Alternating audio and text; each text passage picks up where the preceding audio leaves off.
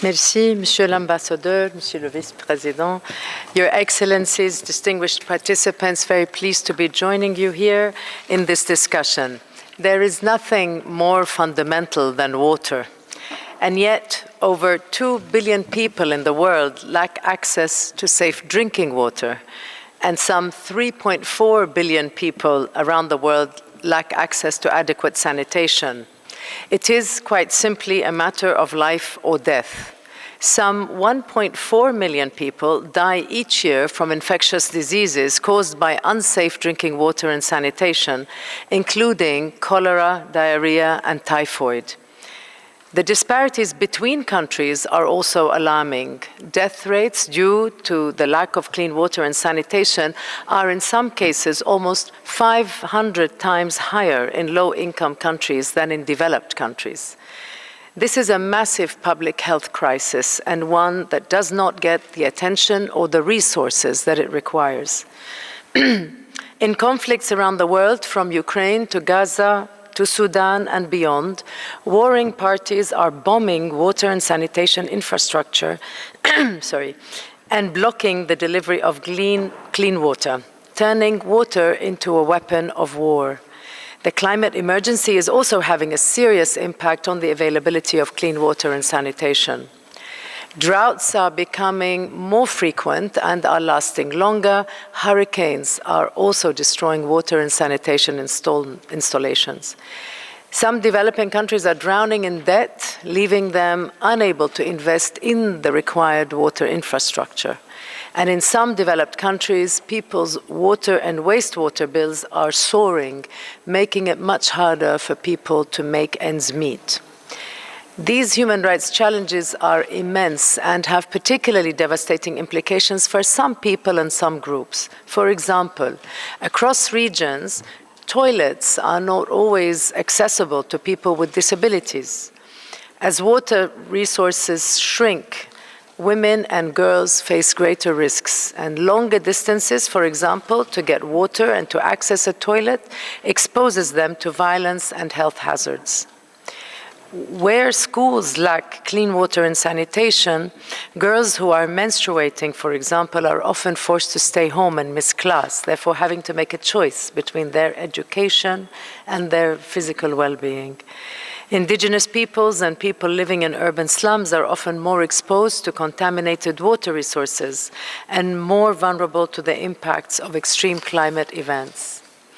Your Excellencies, human rights provide a pathway for solutions. The 2026 UN Water Conference is an opportunity to galvanize political will and to place rights at the center of water governance. I see three principles that can help steer us. I'm sorry, excuse me. I see three principles that can help steer us in the right direction. First, governments need to uphold their human rights commitments. This includes investing in access to water and sanitation for all without discrimination. Everyone has the right to sufficient, safe, physically accessible, and affordable water of acceptable quality for personal and for domestic use.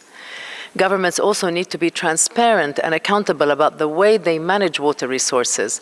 Such approaches build trust between people and their representatives, helping to create more stable and secure societies for all. Second, the people most affected by lack of access to water and sanitation must be part of discussions about managing water resources and ecosystems. Their insights from lived experiences, the obstacles they face, and the solutions they propose are invaluable. We must also protect those human rights defenders who so courageously promote those rights.